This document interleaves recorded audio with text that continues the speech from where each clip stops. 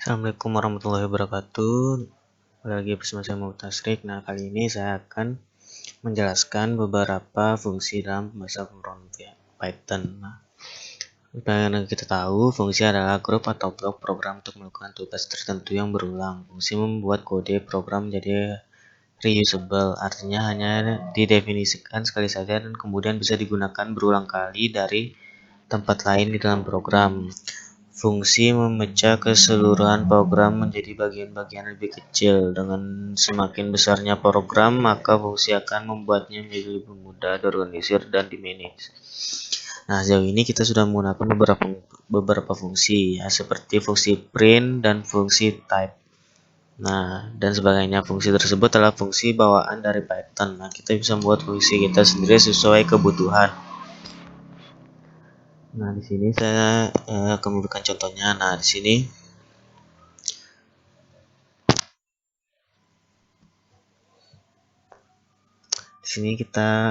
jika kita ingin mendefinisikan fungsi, di mana kita harus menuliskan def terlebih dahulu, kemudian nama fungsinya, dan kemudian kita harus mengisi parameternya. Kemudian di sini function docstring ini berfungsi sebagai pengingatnya atau memberitahu bahwa ini merupakan suatu fungsi yang telah didefinisikan. Nah, kemudian ada statementnya atau print, kemudian ada return. Nah, kemudian di sini saya akan memperlihatkan contohnya, teman-teman, yaitu fungsi panggil. Nah, di sini saya telah mendefinisikan fungsi, nama fungsinya itu panggil dengan parameternya itu nama. Nah, kemudian docstringnya ini ya, teman-teman. Nah, kemudian di sini kita memanggilnya statementnya itu di sini print void plus namanya kita definisikan di sini yaitu sebagai macan. Nah, apabila kita run dalam Python console. Oke.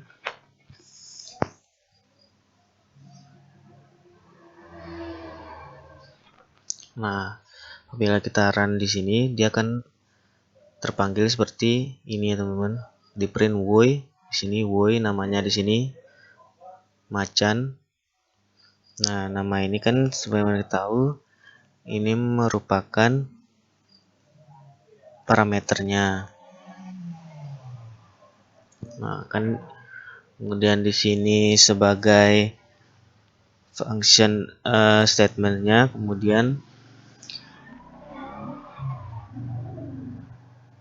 isinya namanya dituliskan di sini ya, teman-teman.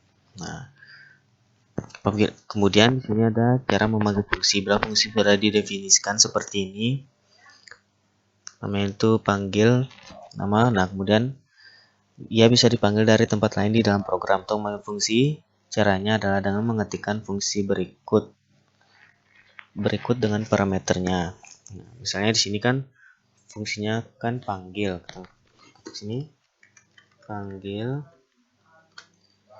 kemudian kita ketik parameternya itu, namanya itu misalnya aku, enter, maka dia akan terprint seperti yang awalnya, teman-teman, karena dia fungsinya sudah didefinisikan, yaitu panggil dan dengan parameter nama. Oke, kemudian docstring. Nah, docstring merupakan ini, teman-teman. Nah, adalah singkatan dari documentation string. Nah, ini berfungsi sebagai dokumentasi atau keterangan singkat tentang fungsi yang kita buat. Meskipun bersifat opsional, menuliskan docstring adalah kebiasaan yang baik. Nah,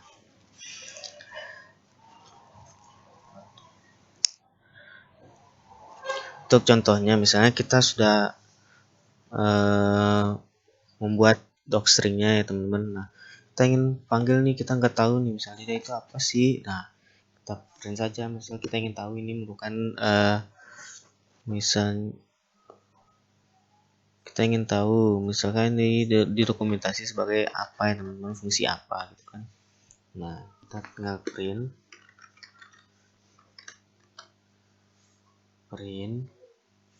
ketik panggil dot doc. Oke, enter. Nah, dia docstring ini akan print di sini teman. Fungsi ini untuk memanggil seorang sesuai nama yang dimasukkan sebagai parameternya. Nah, kemudian di sini ada pernyataan return. Nah, return digunakan untuk keluar dari fungsi dan kembali ke baris selanjutnya di mana fungsi dipanggil. Nah, misalnya sintaknya kita tuliskan seperti ini teman-teman, kita praktekkan saja langsung. Di sini keluaran, misalnya keluaran yang kita panggil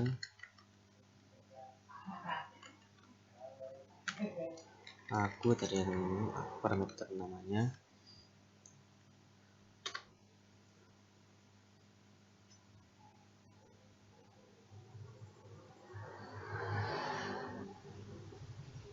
Kemudian print keluaran.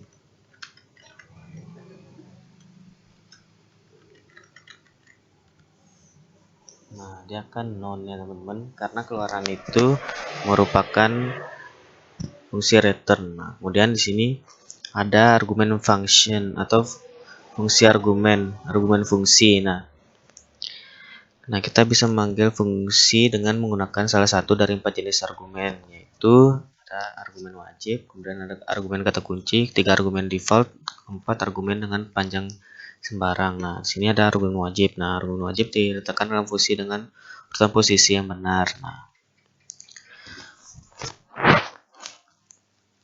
Nah, misalnya seperti ini teman-teman. Saya panggil misalnya Ahmad.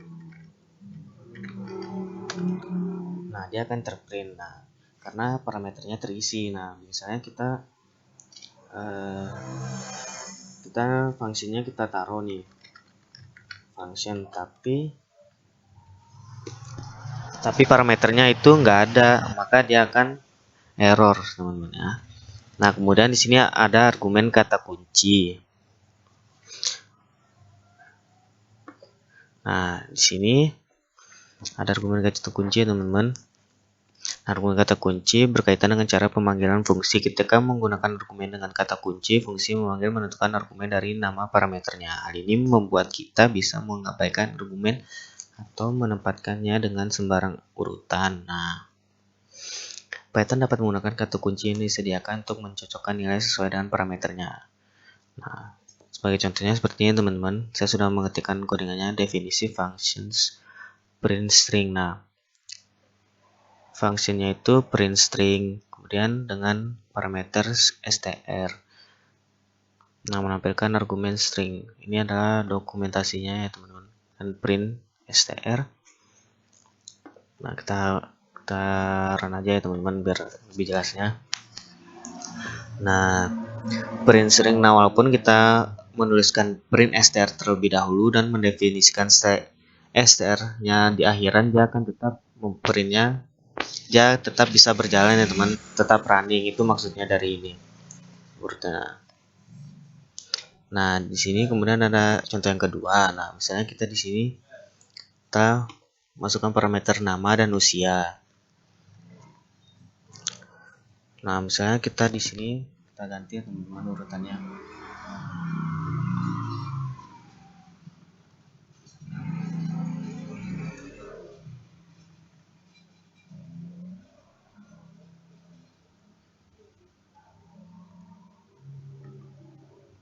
Nah, kan ini tidak berurut. Nah, seharusnya itu nama dulu baru usia. Namun di sini dia tetap bisa berjalan teman-teman. Kita running. Nah, tetap dia akan mengikuti yang di sini walaupun dia di sini tidak berurutan. So, usia dulu baru nama, kan di sini nama dulu baru usia ya, teman-teman. Tapi dia tetap akan bisa dipanggil di sini. Kemudian ada argumen default. Nah, argumen default ini fungsi dengan argumen default menggunakan nilai default untuk argumen yang tidak diberikan nilainya pada saat pemanggilan fungsi. Pada contoh berikut, fungsi akan menampilkan usia default bila argumen usia tidak diberikan. Nah, contohnya seperti ini ya teman-teman. Nah, nama usia sudah didefinisikan di sini, parameter usianya 16, umurnya ya teman-teman. Nah, kemudian di sini print nama dan usia. Nah, di sini manggil function print info dengan lengkap ya teman-teman, nama sama usianya di sini sudah terisi. Nah, sedangkan yang di bawahnya tanpa argumen usia. Nah, tapi dia akan otomatis terisi karena di sini parameter usianya sudah ditetapkan 16 ya teman-teman. Dia akan terisi sendiri di sini usianya 16. Seperti itu teman-teman.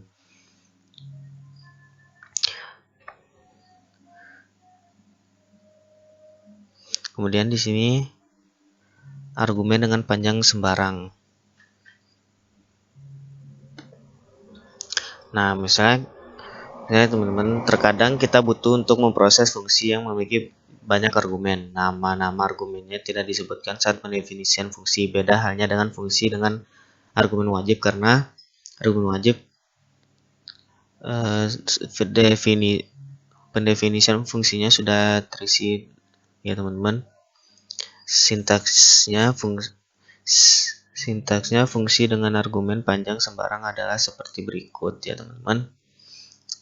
Nah, kita definisikan function name-nya itu terserah, nanti bebas. Nah, di sini ada kita isi formal argumen, dan di sini variabel argumen yang jenisnya itu tuple. Nah, kemudian statementnya, kemudian ada return. Nah, di sini ada contohnya teman-teman. Nah, saya ingin jelaskan sedikit di sini tanda bintangnya di sini. Tanda bintang ini, nah, tekan sebelum nama variabel yang menyimpan nilai dari semua argumen yang tidak didefinisikan. Nah, tuple ini akan kosong bila tidak ada argumen tambahan pada saat memanggil fungsi. Nah, contohnya sebagai berikut ya teman-teman. Nah, definisi fungsi. Nah, print info ya teman-teman. Di sini print info saya taruh kemudian argumen 1 dan variabel tuple. Nah, kita print outputnya adalah, nah, kita print argumen 1 di sini teman. Untuk variabel dalam tuple, nah, print variabel. Sini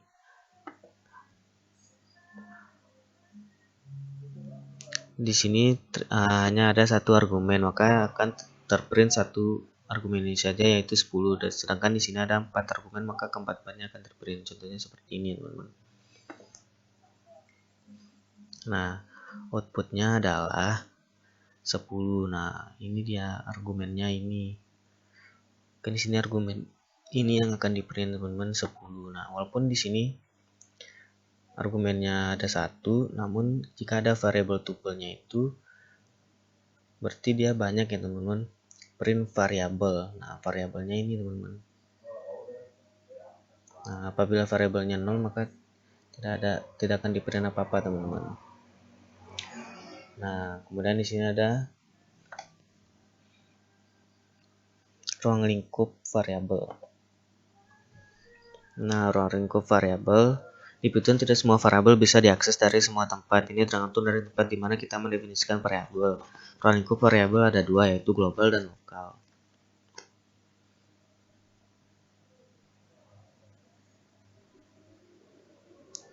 Nah, variabel yang didefinisikan dalam fungsi memiliki skop lokal, sedangkan variabel yang didefinisikan di luar fungsi memiliki skop global.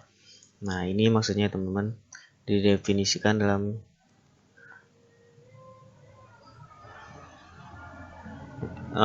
ini maksud dari fungsi skop lokal, sedangkan variabel yang didefinisikan di luar berfungsi memiliki skop global. Nah, ini di dalam ya teman-teman.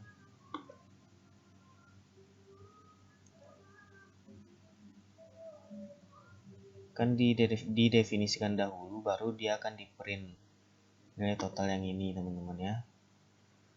Nah, ini maksudnya dari lokal karena dia sudah didefinisikan terlebih dahulu di dalam functionnya. Kemudian di sini adalah function global, teman-teman, dimana dia fungsinya itu didefinisikan di luar.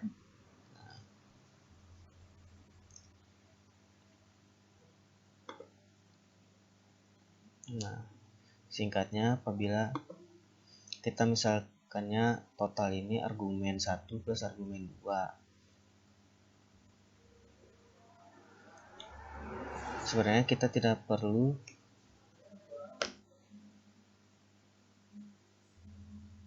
teman-teman, maksudnya sini argumen 1 plus argumen 2. Kalau kita mendefinisikannya di sini argumen satunya itu 1 dan argumen 2-nya itu 2. Nah, maka dia akan menjumlah sendiri, teman-teman, kan sudah didefinisikan argumen 1 nilainya 1. Di sini nanti akan 2, berarti 1 tambah 2 nilainya hasilnya akan 3. Kita coba ya, teman-teman.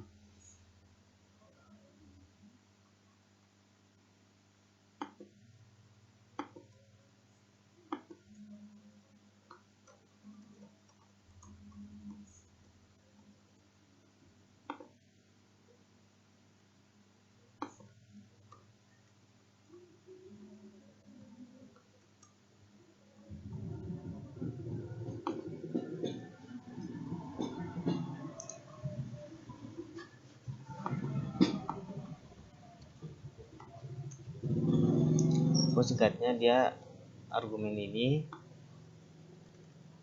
merupakan argumen lokal. Yang ini, teman-teman, yang ini ya, argumen lokal.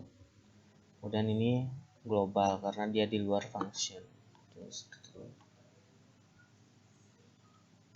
Ya, mungkin itu saja yang bisa saya sampaikan. Kurang lebihnya mohon maaf. Wabillahi taufiq wal hidayah. Wassalamualaikum warahmatullahi wabarakatuh.